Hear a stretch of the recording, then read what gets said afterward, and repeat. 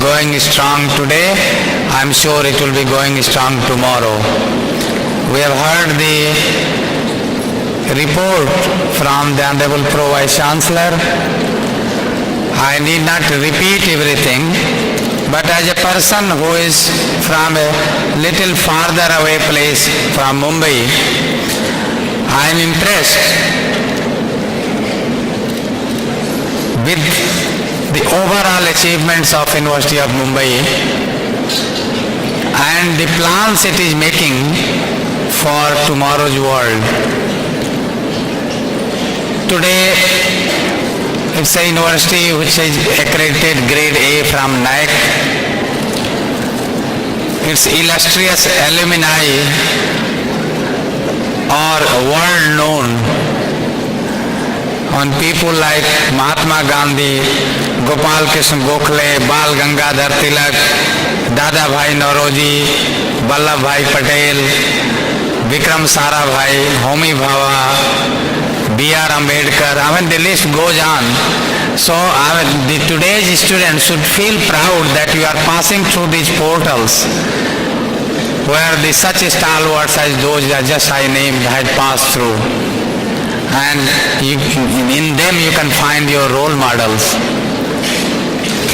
This university has a very wide spread of courses and programs, we have heard. A very large number of colleges through which nearly 7 lakh or 700,000 students, if I am not wrong, get education. It covers so many disciplines. The quality, of course, is recognized. Many of its departments are recognized as special assistance program, under special assistance program of UGC. They are covered under PERS program, FIST program of UGC, the DST. The university is recognized as a university with potential for excellence, which is another feather in its cap. And we heard how the efforts of the current Vice Chancellor and the contributions from alumni and industry is helping this university grow and cater to the requirements of higher education. There are so many diversified projects which have been launched by the current administration. Infrastructure facilities for the horticulture, nanoscience, examination reforms, research projects, community college, campus beautification. The list is endless. I think the Vice Chancellor, Dr. Rajan Velukar, needs our appreciation and encouragement, and we should give it to him.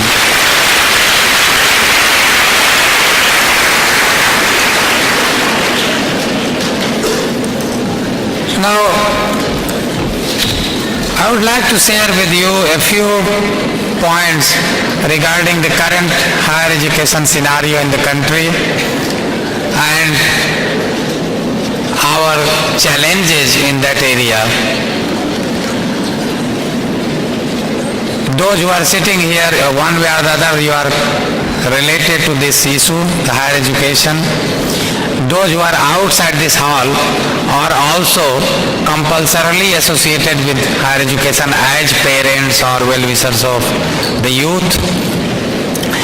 You know, we started at the time of independence with just 25 universities and about 700 colleges. Today, the number of universities is close to 700 and the number of colleges in the country is close to 35,000. We had just about 100,000 students in higher education when we became independent. Today we have more than 2 crore enrolled in higher education. So by any means, this is a huge expansion. You won't find such parallels anywhere in the world. So when we compare ourselves with the rest of the world, we should see or we should understand that the magnitude of the task at hand as far as India is concerned, is much, much bigger than anybody else in the whole world. And therefore we do here and there stumble. But as a nation, we keep making efforts to move forward. This expansion is continuing at an ever-increasing rate. What is of concern is, are we getting access for all our citizens with equal opportunity through this expansion, and are we maintaining the quality? These are two big issues, and the answer to both is a kind of a question mark. Again, we are doing to some extent, but actually it can be answered in negative, that the access is not uniform and the quality is not uniform.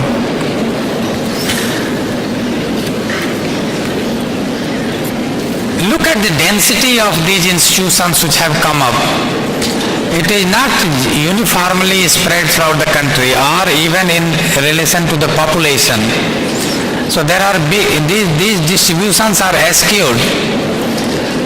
There are large areas of the country where there are very few institutions. So there needs to be some planning that where do we open more institutions rather than just... There are places where institutions are coming on their own. There is no need for any particular push. But the areas where institutions are not coming up, we have to see that people have access to education at a reasonable distance and reasonable cost. The second thing we have to see is that there are certain groups which are not getting access to education. And the three groups I would like to point out here is, one is a rural group. In the rural area, the institutions are very sparsely located. And if you look at the GER, I will give you some figures on gross enrollment ratio. If you look at the GER, the rural area GER is much, much lower, 1/3 of what is in the urban area.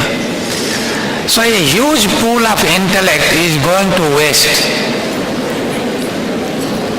because in the rural areas we cannot provide access to these good higher education. The other group is the female group, which again the access to higher education, if you look at the GER, is significantly lower, 25% lower compared to males. It was heartening to see today, therefore, that although their GER is low, gross enrollment ratio is low, those women, girls who come to higher education, they are doing far, far better than the boys. And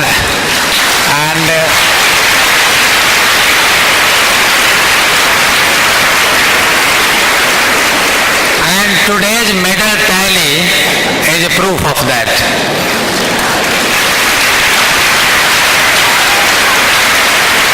So I have good hope that the GER imbalance with regard to gender will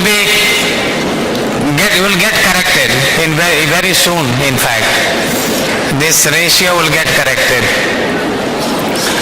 But the other ratios remain one of concern.